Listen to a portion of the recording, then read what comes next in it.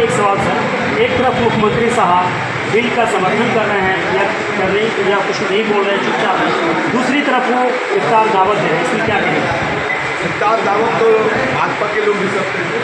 इफ्तार दावत तो हमारे बैठे हुए चिराग जी भी कर रहे हैं और मोहन भागवत और भाजपा के कार्यालय में नहीं इफ्तार हो रहा है। देखिए, इफ्तार को मजाक नहीं बना देना। हम लोग जो है जो मुसलमान हैं, रोज़े अफ्तार जो है रखने के पीछे उसकी बहुत सारी जो फजीलतें, बहुत सारे जो है उसमें कायदे और कानून हैं, उनको हम लोग देखना। हम कल देख रहे थे अफ्तार की दावत में चिराग पासवान, एक तरफ चिराग बैठे, एक तरफ सम्राट चौधरी बैठे हैं और अजान हो रही है, वो लोग मजाक बना रहे हैं। और जब कुछ लोगों ने उनको आगाह किया कि अजान हो रही है तो वो उसका ठहाका लगा, जानता ही नहीं है उसकी अहमियत, उसके तौर तरीके को। ठीक, आप किसी मजहब को मानने वाले हैं, हम देखते हैं लालू यादव हों, भाई तेजस्वी हों, जब वो अफ्तार का समय होता है तो वो अपने खुद अपील करते हैं कि कोई छूना नहीं है। एक बच्चा जो है, हम लोग अफ्तार कल लगा रहे थे और वो एकाएक घूमने चले आए तो कहा कि दस्ताना क्यों नहीं लगा है, तुम क्यों छू रहा है खाली हाथ। ये हुआ उनकी दिल से जज्बा और इस जज्बे को हम लोग सलाम करते हैं। इसलिए कहीं से कोई नीतीश कुमार के अंदर, नीतीश कुमार की देन है कि 2 से आज सत्ता के करीब जो है भाजपा पहुंच चुकी है।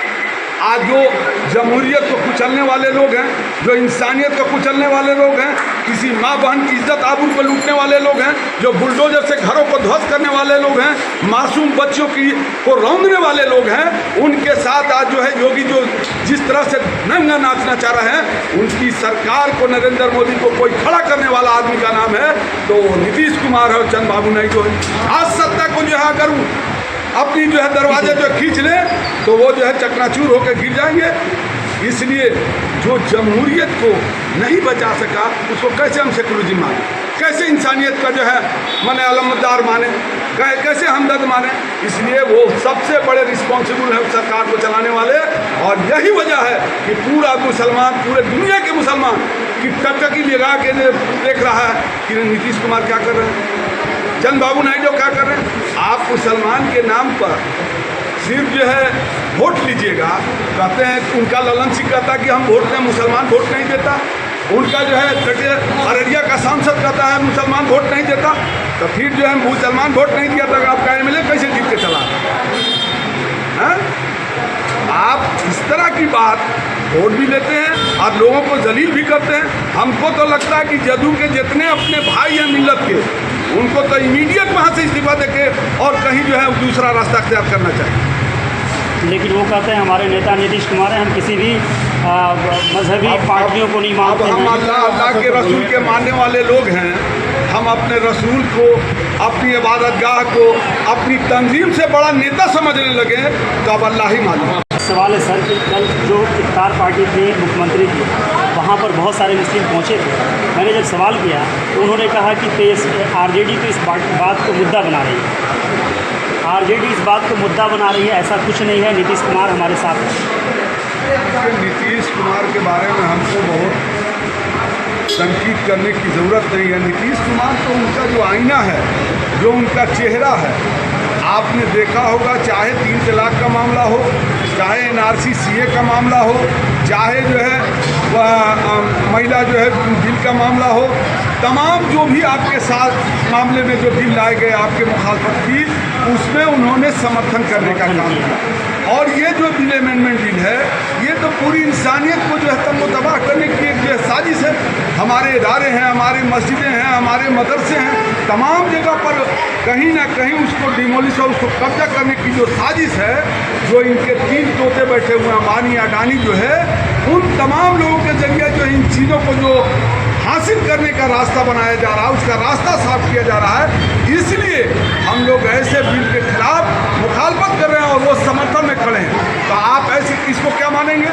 बिहार में जो है बंच ऑफ थॉट के मानने वाले, जो जमहूरियत को तंग तबाह करने वाले लोग हैं, वो मनुस्मृति के मानने वाले लोग हैं, उनके साथ कोई गलबगिया मिलाकर खड़ा है तो वैसी शख्सियत को क्या कहेंगे?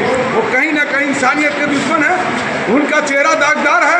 और इसीलिए नीतीश कुमार जी को हम लोग पलटू चचा के नाम से जानते हैं। पूरी तरह से जमहूरियत को जो तंगो तबाह करने वाले लोग उनके कांधा से कांधा, साना से साना बरसाना चल रहे हैं।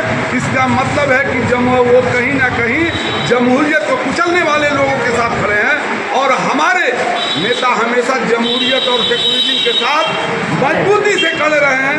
इंसानियत के खिलाफ को रोकने वाले लोगों के खिलाफ हमेशा जो है एकदम ताकत के साथ खड़े रहे। इसलिए लालू यादव जो है कोई सेकुलरिज्म पर आँच नहीं उठा सकता। हम लोग जहाँ खड़े हैं, सरकार आए या नहीं आए, सरकार में हम रहें या नहीं रहें, मुख्यमंत्री आए जाए की कुर्सी बहुत जो छोटी हो सकती है, लेकिन इंसानियत सबसे बड़ी चीज़ हो सकती है। इसलिए हमारा पहला फराइज बनता है उसके साथ। अगर वक्त का मामला बहुत ही ज़ोरों से चल रहा है, कई सारे इदारे हैं, मुस्लिम संगठन हैं जो कल प्रोटेस्ट कर रहे हैं, दिल्ली में भी किए थे 17 मार्च को, क्या कहेंगे इस पर आप?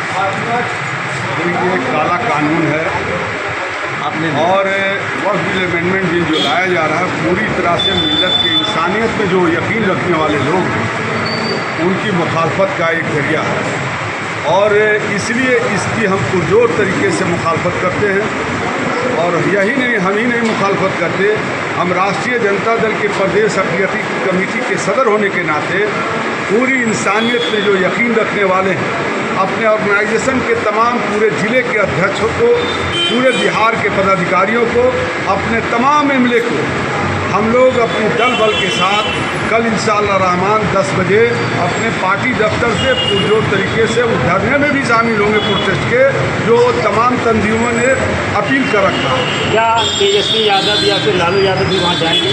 पूरी ईमानदारी के साथ हमारे नेता सदन से लेकर तमाम जगहों पर खड़े हैं। चाहे जंतर मंतर पर भी हुआ था तो हमारे वहाँ के आरजेडी के तमाम विंग के लोग जाकर प्रोटेस्ट करने का काम किए थे, और कल इंशाअल्लाह रहमान हमारे नेता भी उस प्रोटेस्ट में शामिल हैं।